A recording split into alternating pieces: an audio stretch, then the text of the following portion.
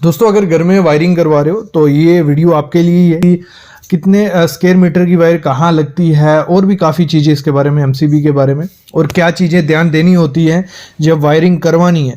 देखो, अगर घर में प्रॉपर से फिटिंग नहीं होगी, एक तो खर्चा बढ़ता है, क्योंकि जहाँ 1 स्क्वायर मीटर की वायरिंग की ज़रूरत है वहाँ 3-4 स्क्वायर मीटर की वायरिंग डाल रहे हो तो वो ख़राब है। शॉर्ट सर्किट के चांसेस बढ़ जाते हैं अगर प्रॉपर से वायरिंग नहीं की गई।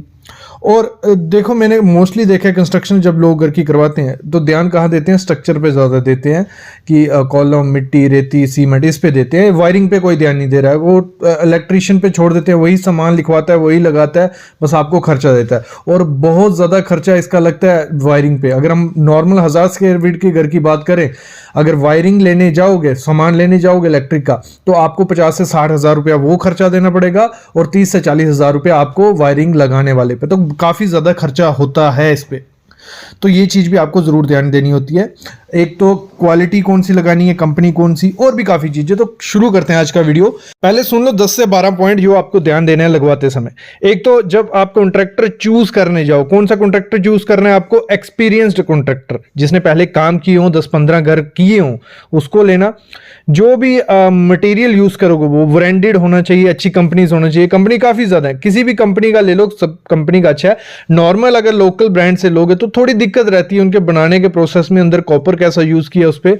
क्योंकि अगर हम बात करें, सिस्का बहुत अच्छी कंपनी है, एंकर बहुत अच्छी कंपनी है, Finolex, Havells, gold medal, GM, तो इस समय ये 5-6 कंपनी है जिनके प्रोडक्ट अच्छे चल रहे हैं।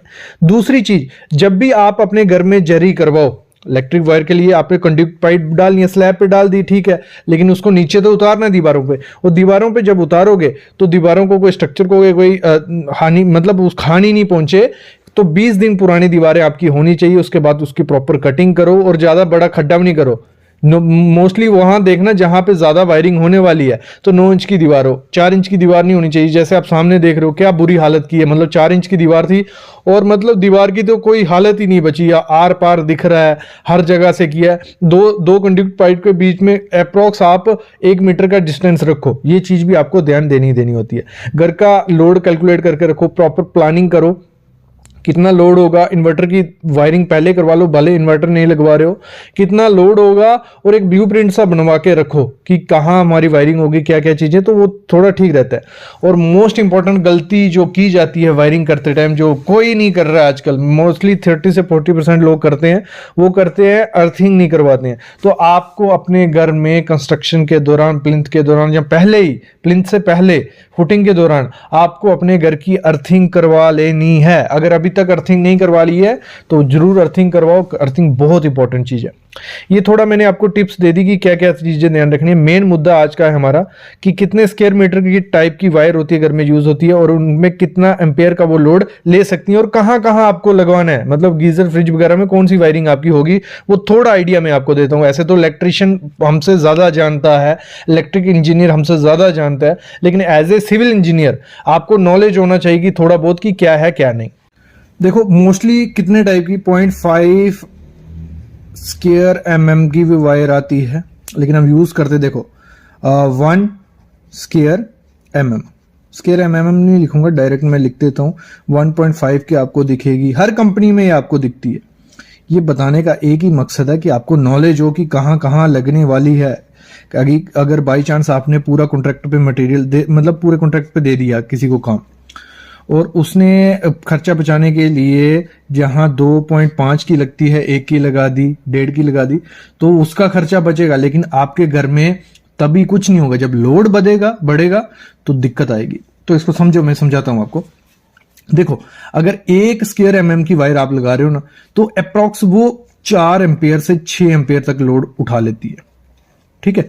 मतलब इसको अगर हम वाट में कन्वर्ट करें तो आपका कुछ पकड़ लो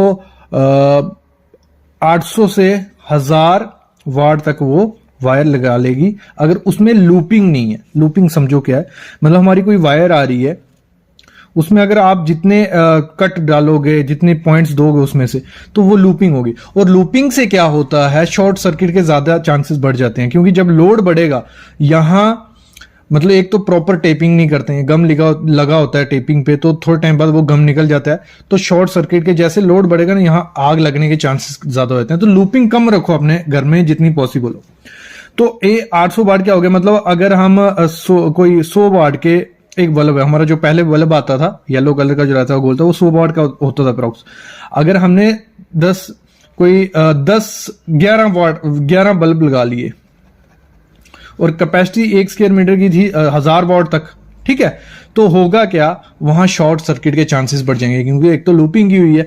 तो ये आपको नहीं करना है, प्रॉपर जो आपका इलेक्ट्रिक इंजीनियर होगा, इलेक्ट्रिशियन होगा, उसको ये चीजें मेंशन कर देना।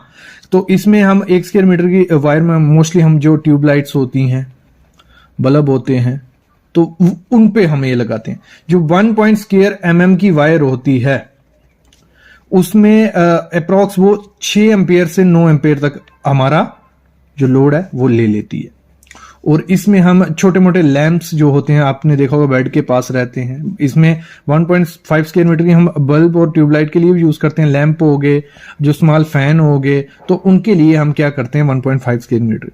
2.5 जो लोड ले सकती है अप्रॉक्स 12 एम्पेयर तक ले सकती है, ठीक है। और एम्पेयर को वाट में कैसे कन्वर्ट करते हैं ये आपको पता ही, हमारे घर पे 220 वाट आ रही है, और 1 एम्पेयर कितना हो जाएगा, इसको 12 को हम क्या कर देंगे 220 से मल्टीप्लाई कर देंगे, तो हमें मिल जाएगा अप्रॉक्स जो 2.5 होती है ना, तो वो कितना वाट काउंटर कर सकती है।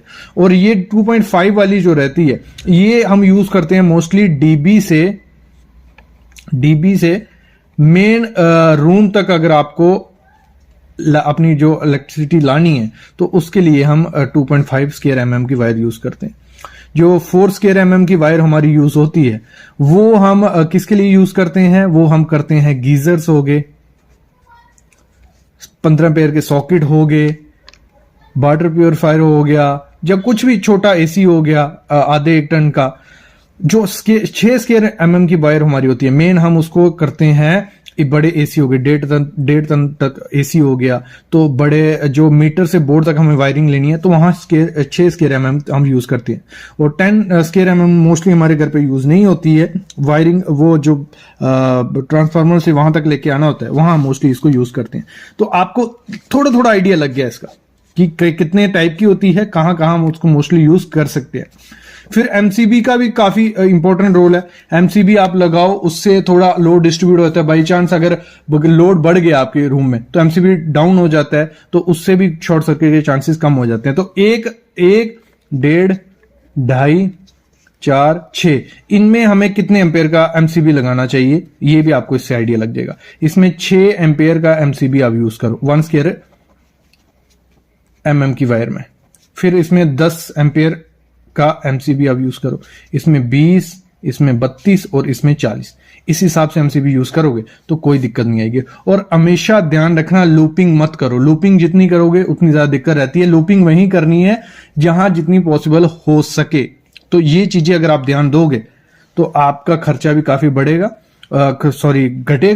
और आपकी जो घर है वो सेफ रहेगा।